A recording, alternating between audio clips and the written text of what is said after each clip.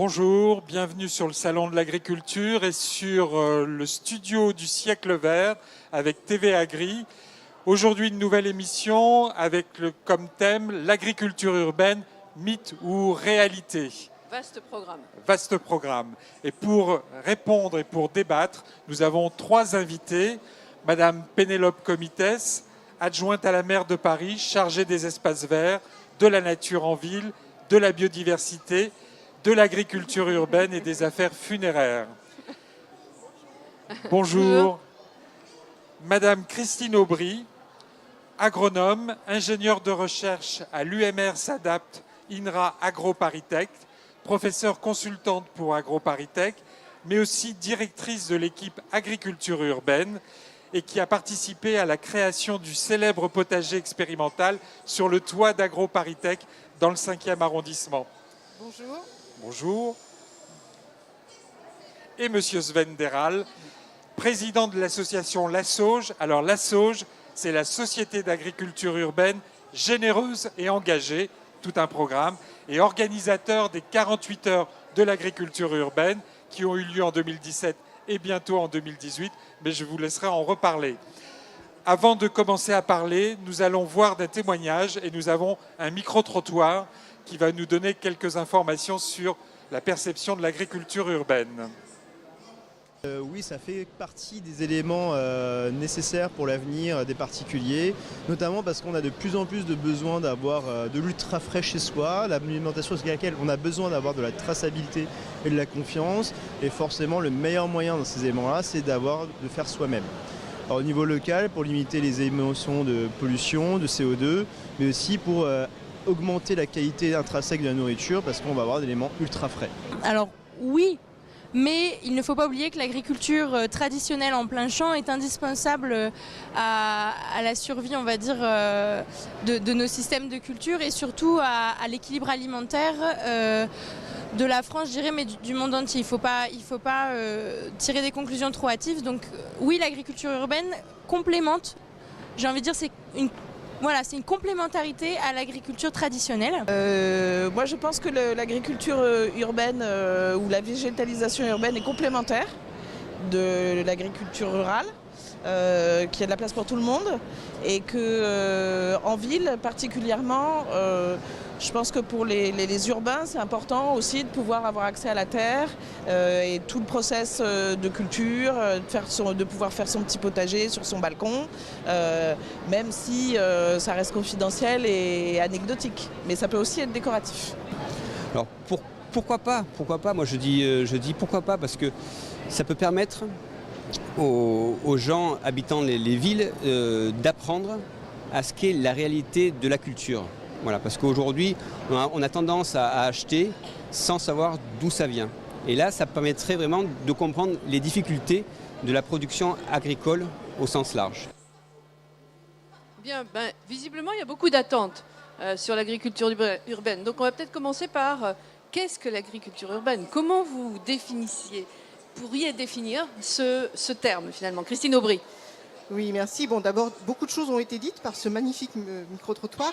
Sur un plan, on va dire, scientifique et au niveau international, l'agriculture urbaine, c'est l'agriculture dans et autour de la ville qui est en lien fonctionnel étroit avec la ville. Alors, ça veut dire quoi? Ça veut dire qu'elle produit des aliments, mais elle produit aussi plein d'autres services, plein d'autres fonctions. On a parlé d'éducation, on a parlé de liens entre l'agriculture et les urbains. C'est aussi de l'environnement, c'est aussi plein de fonctions. On aura l'occasion, j'imagine, d'en reparler. Mais c'est vraiment cette agriculture en lien fonctionnel avec la ville et qui partage avec la ville des ressources, en particulier le foncier. Alors, ça, on en débattra peut-être un petit peu plus tard, mais pourquoi ce mot agriculture? Agriculture, il y a une connotation de production, productivité et de vivre de cette exploitation agricole. Alors, pourquoi ce mot agriculture plutôt que jardinage? D'abord parce qu'il n'y a pas que du jardinage dans l'agriculture urbaine. Maraîchage. Il y a beaucoup de maraîchage, il n'y a pas que ça. Mais aussi parce que je pense que ce qui est important, c'est de montrer qu'effectivement c'est en lien avec l'agriculture, avec la production agricole, même si l'agriculture urbaine, en tout cas dans nos contrées, ne prétend pas aller à l'encontre, au contraire, de l'agriculture, on va dire, plus traditionnelle. Dans d'autres pays, notamment moi je travaille beaucoup dans les pays du Sud, l'agriculture urbaine fournit entre 60 et 100% des produits frais. maraîchage, lait, œufs, etc. Donc c'est une réalité à l'échelle mondiale. Madame Comitès, pour vous, l'agriculture urbaine, comment Je crois que Christine Aubry l'a bien défini. Effectivement, l'agriculture urbaine, c'est l'agriculture dans les villes, dans les métropoles, ce que nous sommes en train de faire à Paris, mais pas que. Et c'est effectivement des impacts environnementaux extrêmement intéressants sur les gaz à effet de serre, sur les îlots de chaleur. C'est réintroduire de l'alimentation et de la production dans Paris, même si effectivement on n'a jamais une volonté d'être autosuffisant. Mais c'est aussi effectivement, c'est vraiment pour moi de la production. On n'est pas sur du jardinage et c'est un moyen aussi de faire le lien, notamment par exemple sur une métropole comme Paris, de faire le lien avec la première et la seconde couronne, et c'est aussi un moyen de protéger les terres agricoles et en permettant à ces agriculteurs de première et de seconde couronne de se maintenir, de faire des ponts avec les agriculteurs qu'on installe sur Paris et de distribuer en circuit court aussi leurs produits. Donc on est vraiment, je dirais, sur un cercle vertueux et je reviendrai peut-être sur les circuits courts, mais c'est extrêmement important. C'est aussi une nouvelle manière de travailler sur l'alimentation et de réapprendre à s'alimenter et de comprendre aussi comment poussent et c'est quoi les légumes, c'est quoi les fruits. Je pense que les citadins en ont besoin. Quand on voit notamment les enfants qui savent même pas comment on fait pousser des patates. Moi, je me souviens d'enfants qui me disaient « Mais pourquoi vous mettez les patates dans la terre, madame ?» Je dis « Non, je les mets pas, je les enlève. » Merci. Sven Deral, pour vous, l'agriculture urbaine, quelle est votre perception, votre définition ? Oui, alors c'est vrai qu'il y a énormément de choses qui viennent d'être dites. En plus de l'approche productive, et effectivement, on voit bien que la donnée démographique est là, de dire que l'agriculture urbaine, aujourd'hui, on est dans un monde urbain où il y a plus de 50% de la population mondiale qui vit en ville.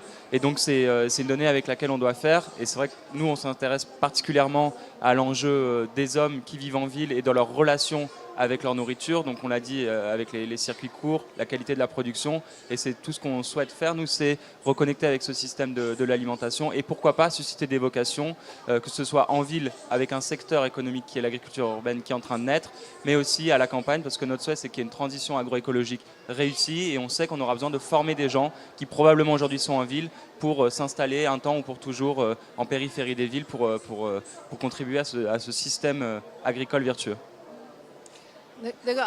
Mais il y a quelque chose que vous avez dit tout à l'heure sur la valeur pédagogique finalement de ça. Ça veut dire que ce sont des exploitations ouvertes finalement, ouvertes au public. Il faut qu'ils les voient. Donc ça entraîne aussi une autre manière. Enfin, comment vous l'envisagez ça ?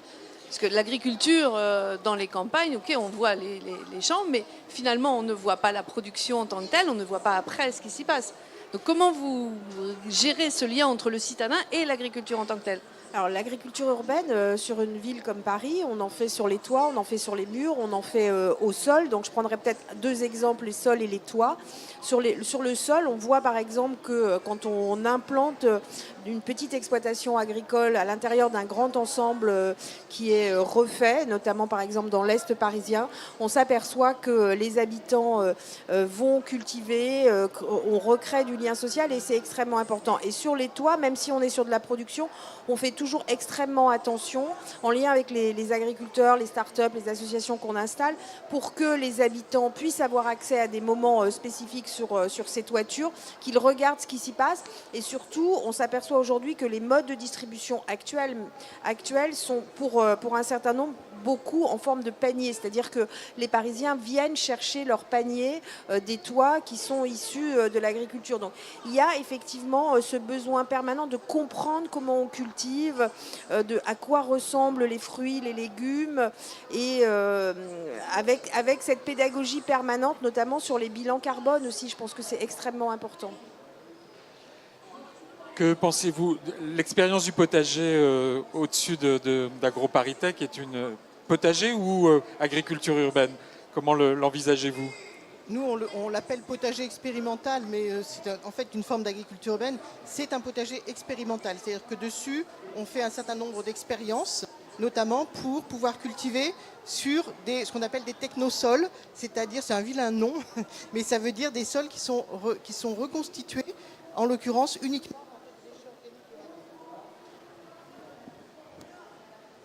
Voilà. Donc, Oui, alors là, on a beaucoup, bien sûr, d'aspects pédagogiques qui sont pris en compte, hein, puisqu'on est dans une école, on a des formations, on a même fait des thèses dessus. C'est vrai que je pense que ce lien des urbains à l'agriculture via la pédagogie est très important, et pas que la pédagogie des enfants. Hein. J'ai simplement, pour une petite anecdote, en souvenir, il y a quelques années, une petite enquête comme ça orale que j'avais faite dans un collège, en demandant aux enfants, finalement, pour faire un œuf, est-ce qu'il faut une poule et un coq ? Et j'avais senti un grand silence frisé qui passait, une petite hésitation. Il y avait à peu près 50-50. Bon, on n'a pas osé le faire auprès des parents, mais je pense que ça aurait été à peu près pareil. Donc, on met les enfants devant, en général. Voilà, tout Oula, à fait. moi, je ne sais pas répondre, mais... Mais je pense que c'est le genre de choses, se reconnecter vraiment aux bases, hein, aux bases des cycles vivants, aux bases de ce qui est notre production, notre alimentation. C'est absolument fondamental aujourd'hui dans les villes. Et qu'en pensez-vous justement, Swen-Déral, à cette valeur pédagogique? Est-ce que vous le voyez vous-même dans votre expérience? Oui, tout à fait. Et puis c'est même l'enjeu d'une bonne partie de notre démarche, c'est-à-dire qu'il y a un maximum de gens qui s'intéressent au sujet, qui éventuellement s'essaient au sujet de l'agriculture urbaine. On pense que la valeur principale, sinon peut-être de l'agriculture urbaine, est justement de favoriser cette pédagogie et cette découverte du sujet auprès des urbains. Et sur la partie productive, on voit plutôt ça comme un complément qui peut être utile à certains moments sur des catégories de produits ou sur des fonctionnalités. On n'a pas encore évoqué ce sujet-là, mais dans le retraitement notamment des déchets urbains, on pense qu'il y a une grande potentialité aussi de l'agriculture urbaine à ce sujet-là. Et c'est vraiment tout l'enjeu des 48 heures de l'agriculture urbaine, c'est de montrer aux gens qu'il y a énormément d'initiatives, que c'est facile à faire près de chez soi. Et donc c'est ce qu'on s'attachera à faire le 21 et 22 avril prochain. Pour les 48 heures de l'agriculture urbaine, tout à fait, que vous avez lancé l'année dernière en fait. Alors il y a eu une première édition en 2016 qui était à Paris, en Ile-de-France, donc soutenue depuis le début par la mairie de Paris. L'an dernier, ça s'est un petit peu étendu dans le reste de la France. Et puis là, cette année, il y a 15 villes qui sont partenaires véritablement de l'événement, avec des acteurs qui se fédèrent. Et donc on voit bien que c'est un sujet qui s'étend petit à petit à l'échelle nationale. Et donc ça, c'est aussi très intéressant à observer. J'avais quelques chiffres que j'avais relevés pour continuer le débat. En moyenne, on considère qu'il faut 50 mètres carrés de maraîchage pour nourrir une personne. Et selon la FAO, une superficie d'1 mètre carré peut fournir 20 kilos de nourriture par an. Donc il y a des possibilités assez larges, sachant que pour nourrir Paris, il faudrait 11 000 hectares environ pour arriver à nourrir avec l'agriculture urbaine. Que vous inspirent ces chiffres? Une bonne transition avec le thème du débat qui était agriculture urbaine, mythe ou réalité? Je crois que on peut avoir vraiment de la production. Je prendrai juste un exemple qui est le dernier appel à projet qu'on a lancé sur le toit de Chapelle Internationale dans le 18e arrondissement, qui est une toiture qui a été spécifiquement pensée pour faire de l'agriculture urbaine et sur lequel on va avoir des serres, des espaces en pleine terre avec de la permaculture. Et aujourd'hui, le lauréat, qui est Cultivate, estime sa production en herbes aromatiques, salades, tomates, etc. à peu près à 50 tonnes. Donc c'est pas du gadget. C'est pas du gadget parce que c'est la première fois sur un projet que cette production va être écoulée aussi via un partenariat avec Franprix dans les supermarchés, les supérettes du 18e arrondissement. Avec une explication, chez Franprix, dans ces supérettes-là, il va y avoir une explication de la provenance de ces produits, la manière dont c'est fait. On voit bien que, et avec cette demande effectivement des Parisiens, très intéressés par consommer des légumes qui sont cultivés dans Paris. Alors bien évidemment, l'idée, c'est pas de rendre Paris autosuffisant, on le pourrait pas, vous avez donné les chiffres, et puis c'est pas notre but. Je crois que le but, c'est vraiment de ne jamais fragiliser la ceinture verte de première et de seconde couronne, mais on peut cultiver. Voilà, je veux dire, aujourd'hui, on a de la production. Le premier appel à projet pariculteur sur 33 sites, c'est à peu près 500 tonnes de production de légumes, de poissons, de miel, de houblon. Donc on voit bien qu'on est depuis 4 ans en train de sortir un petit peu de l'expérimentation, même si aujourd'hui c'est encore compliqué le business model pour les agriculteurs ou les startups, les associations qui s'installent sur les toits. Mais je crois qu'on a de la place pour de la production, du participatif, on a de la place pour des projets extrêmement variés, mais qui toujours doivent être en lien avec les Parisiens et avec les citoyens. Justement, à votre avis, qu'est-ce qu'il faudrait faire pour développer cette agriculture urbaine et pour la promouvoir et faire en sorte qu'elle se développe de plus en plus ? Je crois qu'il y a déjà beaucoup de choses qui sont en train de se faire, hein, notamment, bien sûr, l'influence tout à fait pionnière de la ville de Paris. Et comme le disait Sven, maintenant, il y a beaucoup d'autres villes en France qui sont en train de développer ces formes d'agriculture, en prenant exemple et puis peut-être en faisant de manière un peu différente aussi, hein, parce que les contextes sont différents. Alors, ce qu'il faut peut-être faire, c'est pouvoir un peu éclaircir des choses, notamment en termes de statut, en termes d'accès au foncier, en termes de, je parle de statut agriculteur, pas agriculteur. La plupart aujourd'hui des gens qui s'installent en agriculture urbaine considèrent qu'il faut qu'ils rentrent dans le moule agricole, avec tout ce que cela implique, dont ils ne sont pas forcément conscients au début, en termes de réglementation, en termes de pouvoir être clean vis-à-vis d'un certain nombre de règles. Hein. Et je crois que ça, c'est vraiment très important. Après, peut-être ce qu'il faut aussi, c'est pouvoir clarifier les fonctions qu'on en attend. On a parlé un peu de production. Bon, je crois que Madame Comitès a raison, il y a de la production qui n'est pas négligeable, mais l'objectif, ce n'est pas d'être autosuffisant. Il y a d'autres objectifs, et les objectifs notamment en termes d'éducation, donc d'insertion de l'agriculture urbaine dans les programmes scolaires, dans les programmes de formation des lycées agricoles, par exemple, c'est quelque chose qui est, je crois, demain très important. Et tout ce qui est éducation à l'environnement aussi. Avec une création de liens sociaux très forte, notamment les jardins partagés avaient commencé et continuent cette formation de liens sociaux, mais c'est une des notions de l'agriculture urbaine, n'est-ce pas ? Vous pouvez vous confirmer ou Ah oui, c'est la notion de lien social, c'est un des points forts de l'agriculture urbaine. C'est quelque chose aussi sur le côté intergénérationnel qui est très amusant, parce qu'on se rend compte souvent que les anciens en savent beaucoup parce qu'ils sont moins hors sol que les nouvelles générations. Et donc dans notre société, c'est quelque chose qui compte. Donc c'est quelque chose qu'on peut observer. On voit aussi que c'est pour des populations arrivées plus récemment ensemble, c'est une manière de prendre racine. Donc c'est aussi un lieu pour intégrer, pour découvrir son territoire et pour se réapproprier son lieu de vie. Donc ça, c'est quelque chose qu'on observe très, très souvent. Et c'est une des choses aussi que les bailleurs sociaux ont bien intégré. Ils favorisent les projets d'agriculture urbaine type jardin partagé aujourd'hui. Donc on voit effectivement que pour que l'agriculture urbaine se développe, il faut continuer à ce que les gens fassent preuve de cette bienveillance dont elle a bénéficié aujourd'hui.